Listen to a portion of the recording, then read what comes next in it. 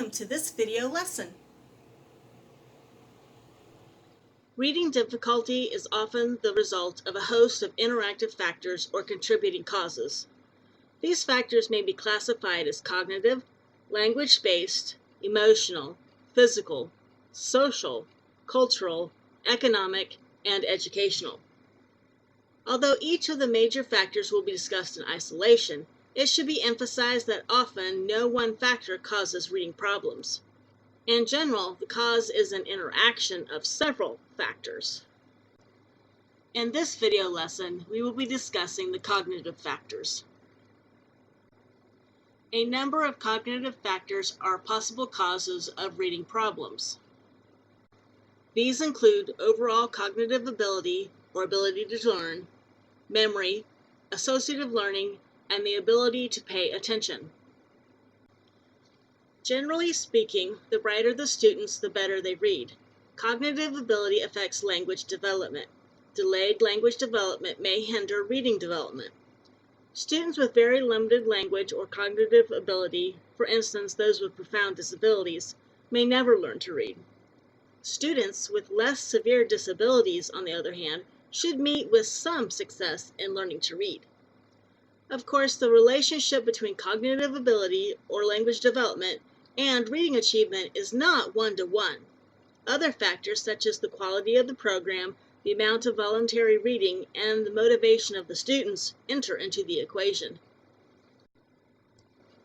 To investigate the role memory plays in reading difficulty, it is important to understand the current concept of working memory.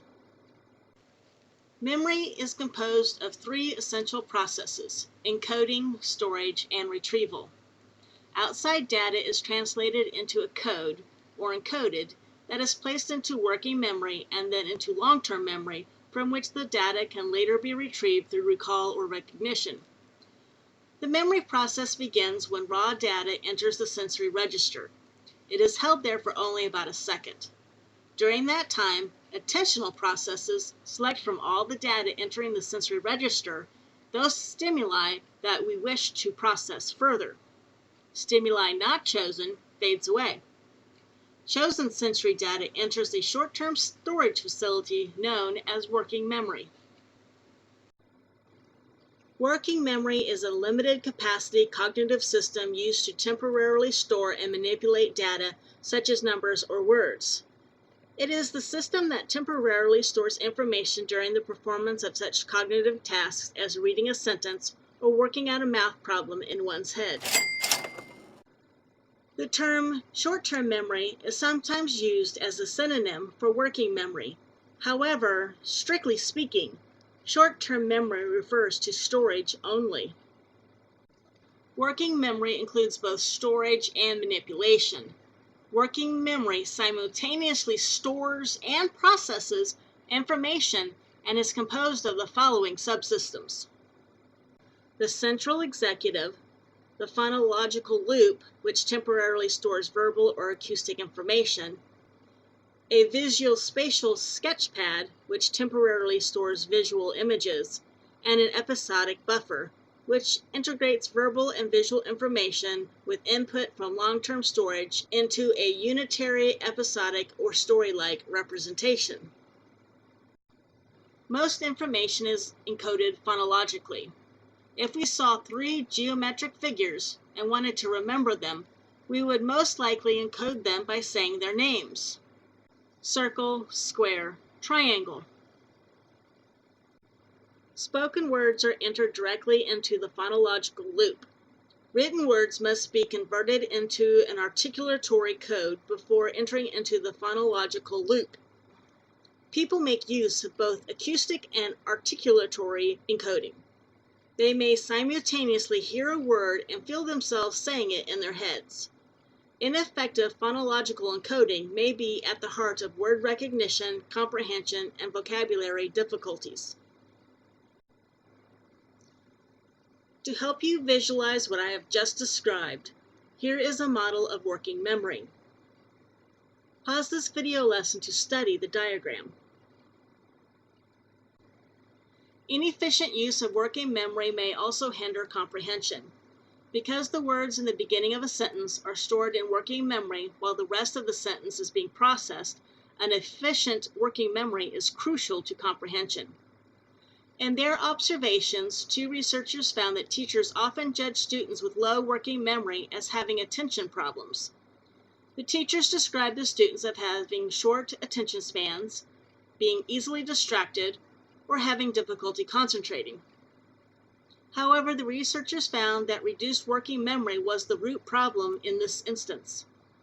Students might start off fully engaged in an activity, but as the activity increased in complexity or length, their memories became overloaded, forgetting set in, and they lost their way. As they became unsure of what to do next, they lost focus. A first step is to identify students who have working memory problems.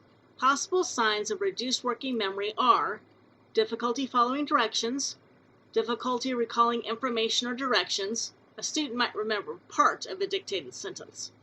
Asking questions about directions or procedures that have been explained, failure to complete work or stopping before they have completed their work, the student may zone out, and apparent attention problems. To assist students who have reduced working memory, implement the following. Evaluate work in terms of memory load, reduce the amount of material to be read at one time, divide materials into chunks, do one part at a time. Make materials more meaningful, repeat directions and essential details, simplify directions and activities, break procedures or directions down into steps, use memory aids such as charts, written directions, and visuals, and teach strategies for remembering. Associative word learning problems are most likely rooted in phonological coding difficulties and inefficient memory, and represent the most severe reading difficulty. As these researchers note, specific reading disability in otherwise normal children has been and continues to be defined as a basic deficit in learning to decode print. Another important condition for learning to read is attention. There can be no learning without attention. Attention fulfills 3 functions: screening out or ignoring irrelevant stimuli, selecting relevant elements, and shifting from one stimulus to another. A condition that interferes with attention is the somewhat controversial attention deficit hyperactivity disorder. Students who have ADHD seem to be at greater risk for a reading disorder. As many as 51% of boys and 46% of girls who have reading problems have been diagnosed with ADHD. However, the 2 disorders, ADHD and reading difficulty, do not seem to be neurologically related. ADHD is additive. It adds to the disabled reader's troubles. Even if ADHD is overdiagnosed, as some critics contend, there are students who have difficulty paying attention and who are overly active and impulsive. Some suggestions for working with these students include the following. Have them read brief rather than lengthy selections. Plan activities that involve the students in activities. Provide a variety of interesting practice activities to attract and hold student interest. Provide structure and remove distractions. Keep oral directions brief and to the point. Provide stretch breaks. Use positive reinforcement. And add visual elements to oral directions.